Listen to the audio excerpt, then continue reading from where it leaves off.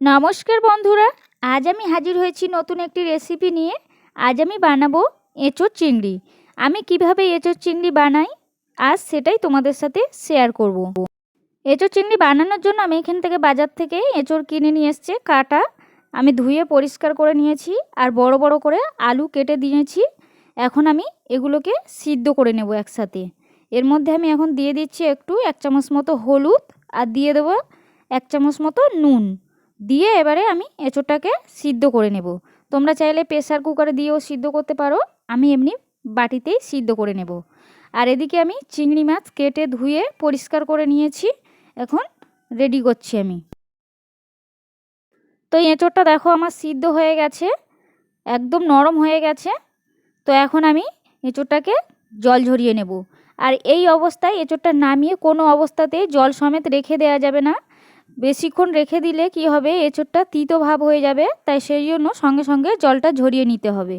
আর এদিকে আমি মশলা নিয়ে নিচ্ছি, একটা ছোট সাইজের টমেটো নিয়ে নিচ্ছি, দিয়ে দিচ্ছি 2টো কাঁচা লঙ্কা আর দিয়ে দেবো শুকনো লঙ্কা। শুকনো লঙ্কার দানাটা আমি ফেলে দিয়েছি, এটা শুধু কালার হবে, কোনো ঝাল হবে না।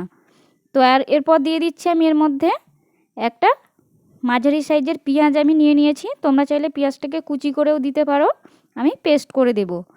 এরপর দিয়ে দিচ্ছি আদা কুচি। আর আমি এখানে রসুন ইউজ করব না, তোমরা অবশ্যই রসুনটা দেবে। আমার বাড়িতে প্রবলেমের জন্য আমি এখানে রসুন দিচ্ছি না, এখন সব পেস্ট করে নেব। এরপর দিয়ে দিচ্ছি কড়াই গরম করে আমি 3 টেবিল চামচ মতো আমি এখানে সর্ষের তেল দিয়েছি। তেলটা তোমরা তোমাদের পছন্দ মতোই দেবে, যে যেমন তেল খেতে পছন্দ করো। তো এরপর তেলটা গরম হয়ে গেছে, আমি দিয়ে দিচ্ছি গোটা গরম মশলা, তেজপাতা আর একটা শুকনো লঙ্কা, আর দিয়ে দিচ্ছি জিরে, দিয়ে এবার এটাকে একটু নাড়াচাড়া করে নিচ্ছি।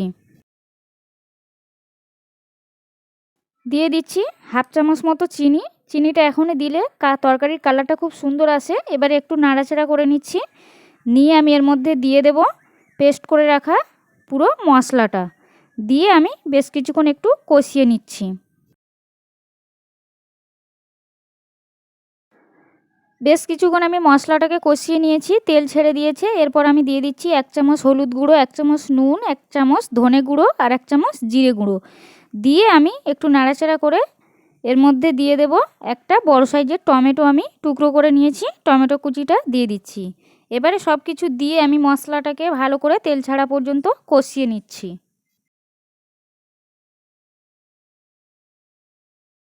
মশলাটা আমার রেডি হয়ে গেছে, দেখো মশলা থেকে অনেকটাই তেল ছেড়ে দিয়েছে।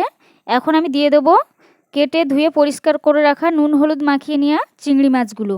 তোমরা চাইলে চিংড়ি মাছগুলোকে ভেজে রান্না করতে পারো, বাট এইভাবে রান্না করলে বেশি টেস্ট হয়। তো এখন আমি মশলার সাথে ভালো করে 3-4 মিনিট মতো চিংড়ি মাছগুলোকে কষিয়ে নিচ্ছি। কষানো আমার হয়ে গেছে, 3-4 মিনিট কষিয়ে নিয়েছি, মশলা একদম পুরোপুরি রেডি। এখন আমি এর মধ্যে দিয়ে দেবো সিদ্ধ করে রাখা এঁচোড়গুলো।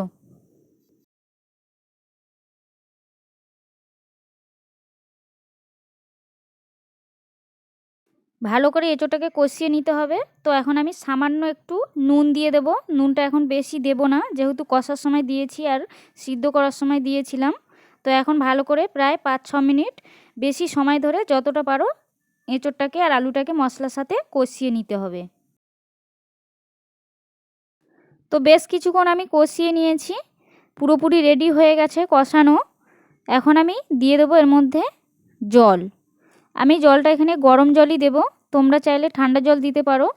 আমি মনে করি গরম জল দেওয়াটাই বেস্ট, কারণ এঁচোড়টা অনেকটাই সিদ্ধ হয়ে গেছে আর এটা রান্না করতেও বেশি সময় লাগবে না, সেই জন্য গরম জল দিলে এটা খুব তাড়াতাড়িও হয়ে যাবে। আর এখন আমি এটাকে ঢাকা দিয়ে আমি এটা প্রায় 10 মিনিট মতো রান্না করে নেব। জলটা তোমরা তোমাদের পছন্দ মতোই দেবে, আমি এখানে 2 গ্লাস মতো দিয়েছি, একটু ঝোল ঝোল রাখবো। তোমরা যদি মাখা মাখা পছন্দ করো তো জলটা সেই বুঝেই দেবে। তো এখন আমি এটা ঢাকা দিয়ে দিচ্ছি। এঁচোড় চিংড়িটা আমার পুরোপুরি রেডি হয়ে গেছে। আমি মাঝে 3-4 বার একটু নাড়াচাড়া দিয়ে দেখে নিয়েছি, আর নুন টুনগুলো সব ঠিকঠাকই রয়েছে। এখন আমি নামানোর আগে গরম মশলা দিয়ে দেব। তোমরা চাইলে ধনেপাতা কুচিও দিতে পারো, আমার কাছে এই মুহূর্তে ধনেপাতা কুচি নেই, সেই জন্য দিলাম না। তো একটু নাড়াচাড়া করে আমি গ্যাসটাকে অফ করে দেব। তো আজকের রেসিপি এই পর্যন্ত। রেসিপি ভালো লাগলে অবশ্যই সবাই লাইক কমেন্ট শেয়ার করতে ভুলো না। দেখা হবে পরবর্তী